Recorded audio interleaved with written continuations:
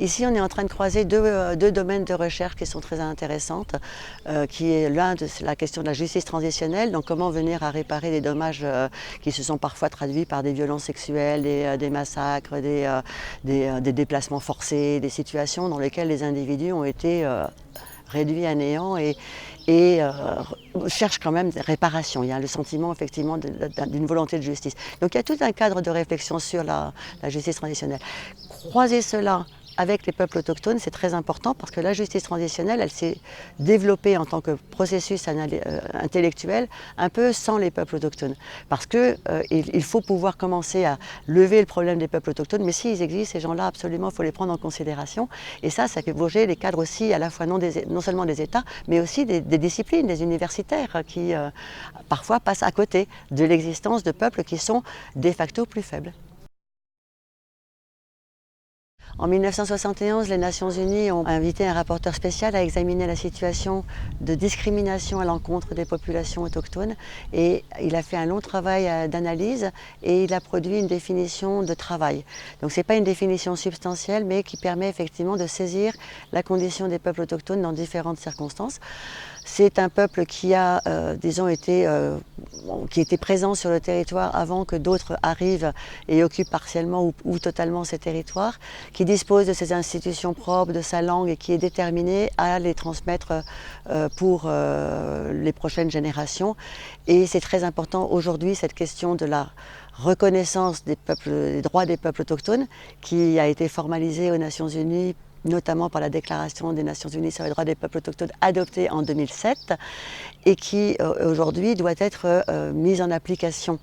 Et donc, lors de cette négociation, les États voulaient avoir une liste très précise de à qui s'adresserait cette déclaration qui étend le champ des droits humains pour incorporer les peuples autochtones sans réduire les droits individuels de la personne, en incorporant les droits collectifs. Les peuples autochtones voulaient effectivement se faire reconnaître ce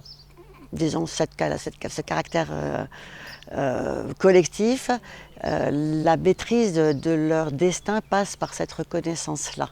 Le deuxième point qui est important à avoir présent à l'esprit, c'est que l'effacement des peuples autochtones dans les différents États où ils se retrouvent, et aujourd'hui on compte 90 pays qui connaissent des peuples autochtones.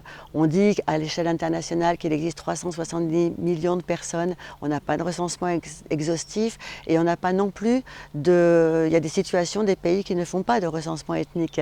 Et donc on n'a jamais la capacité à produire des données véritablement exactes. Ça dépend si les États acceptent l'idée d'avoir des peuples autochtones, mettent une catégorie dans le recensement, permettent aux personnes de s'identifier à travers cette catégorie-là.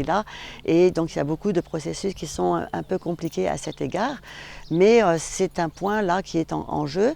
Cette question-là de l'auto-identification, la présence sur le territoire, la volonté de maintenir ses langues, sa culture et ses institutions propres. Et donc ce qui est important aujourd'hui à travers cette reconnaissance du droit des peuples à disposer d'eux-mêmes, qui leur donne la personnalité juridique, c'est cette possibilité de revitaliser leurs institutions propres qui ont été effacées par la colonisation. Alors je travaille maintenant aux Nations Unies, mais j'ai commencé mon travail d'anthropologue dans une petite société d'Amazonie péruvienne où j'allais réfléchir en particulier à la question des rapports entre les hommes et les femmes. Comment se construit ce rapport entre les hommes et les femmes là-bas dans une société sans classe, puisque c'était une société qui n'a pas de chef et ça pose tout un questionnement. D'ailleurs, les peuples autochtones sont extrêmement différents dans leur structure sociale, dans leur forme d'organisation et dans leur désir, et y compris d'ailleurs dans les modalités de colonialisation qui les ont réduits à néant ou qui leur permettent de se reconstruire aujourd'hui. Donc quand j'étais en Amazonie, j'y ai passé 4 ans, à apprendre la langue, à faire tout avec les hommes, voilà, avec les femmes, à travailler sur la mythologie. Les Indiens me demandaient « Et c'est quoi ta tribu ?» Et j'ai dit, moi, c'est les Basques, parce que je m'identifiais à ce moment-là par cette identité-là. J'ai ensuite travaillé en tant que directrice, enfin en tant que chercheuse anthropologue dans différents domaines, notamment sur cette question des institutions, pour comprendre comment les institutions du pouvoir, les institutions politiques, administratives, en viennent finalement à définir des projets de société, les mettre en œuvre, et par conséquent, la manière dont les institutions de pouvoir incorporent ou pas cette question de la différence, de l'altérité et de l'être au monde qui n'apparaît pas nécessairement dans les figures dominantes, m'importait. Je suis allée à ce moment-là faire un travail de terrain aux Nations Unies, et donc maintenant le terrain d'anthropologue que je réalise sont les Nations Unies.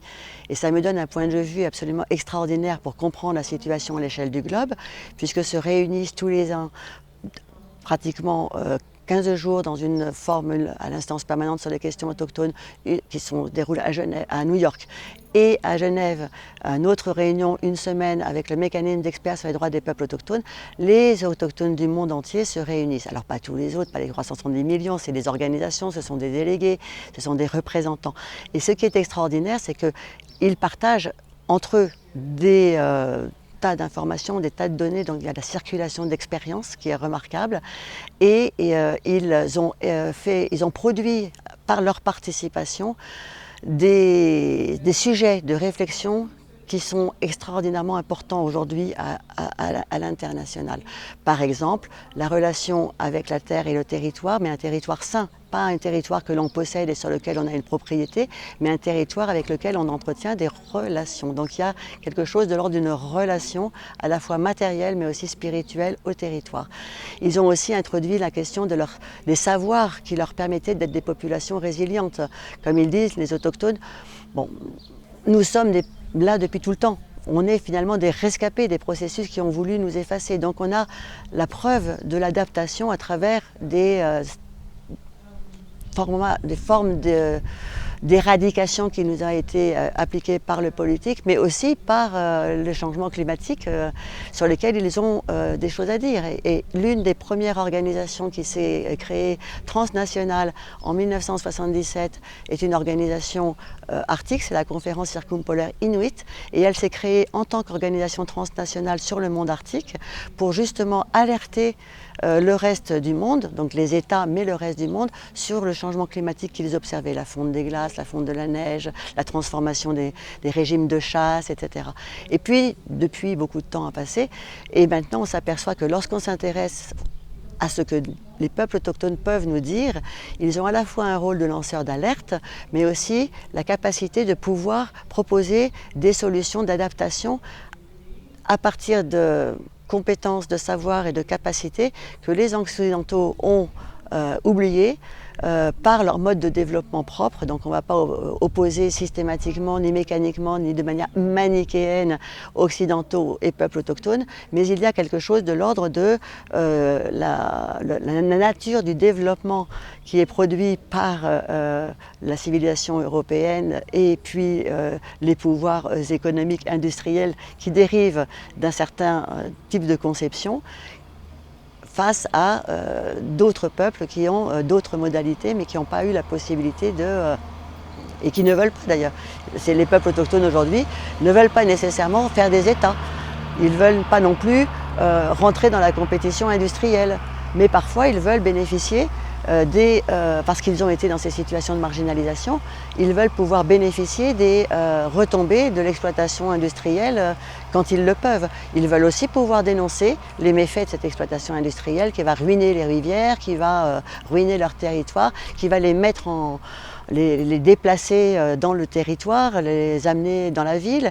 Et il y a différents processus que l'on observe qui conduisent effectivement à vider les territoires des autochtones qui vont dans la ville, ils deviennent des pauvres d'une certaine manière, ils s'effacent à l'intérieur de ce monde cosmopolite et ça laisse la place libre pour la colonisation des terres qui à un moment donné était de la colonisation pour des finalités agraires et aujourd'hui sont beaucoup plus à des finalités, disons, extractives. Et dans le monde de l'extraction, on incorpore plusieurs volets. Un des volets, ce sont toutes les industries minières. Un autre volet, c'est l'agro-business, l'agro-industrie, c'est-à-dire ce qui va développer maintenant Bolsonaro en Amazonie, c'est-à-dire on coupe l'Amazonie et on va faire du soja et du bœuf. On peut repenser aux accords du Mercosur récemment. Le troisième volet, c'est celui que j'ai mentionné incidemment, la déforestation. On prend les ressources de bois. Je crois que le Pays Basque est un peu concerné aussi par l'extraction du bois. Et des forêts qui peuvent être qui sont quand même moins dévastatrices que ce qu'on fait en Amazonie. Et puis le quatrième volet de ces politiques d'extraction qui ne sont pas littéralement de l'extraction, mais c'est la réalisation des grands barrages pour produire par exemple de l'électricité, de l'énergie. Donc un certain modèle de développement exige une consommation supérieure d'énergie. Donc on fait des grands barrages, souvent dans les endroits où vivent aussi des autochtones qui pâtissent des conséquences de la rupture des grands barrages par exemple, et qui vont ruiner les rivières, qui vont ruiner les fleuves et qui vont les déporter. Eux-mêmes d'ailleurs, une fois qu'ils sont placés à côté d'une génératrice d'électricité, n'ont pas forcément l'électricité. Ça part loin, ça part plus loin. Un dernier point qui est important dans la problématique des peuples autochtones dans le monde aujourd'hui, c'est, à part la place dans les systèmes politiques des États pour qu'on puisse leur reconnaître la capacité à participer à la prise de décision, donc dire oui ou non par rapport à un projet qui va les affecter, la question foncière, la question du territoire, la question des usages du territoire, avec d'énormes problèmes de résolution, de restitution des terres. Le troisième volet qui est très important, c'est la place, disons, de leur langue, de leur culture dans les systèmes d'éducation, mais également dans les musées, dans les universités, dans la ville en général, où il y a une demande pour être à la fois disons, dans la ville, mais aussi autochtones et reconnus comme tels, avec la possibilité de faire leurs rituels, leurs pratiques. Voilà. Et dans certains pays, c'est possible, dans d'autres pays, c'est totalement impossible, mais il pousse nécessairement, disons, à la transformation des institutions de gouvernement locales.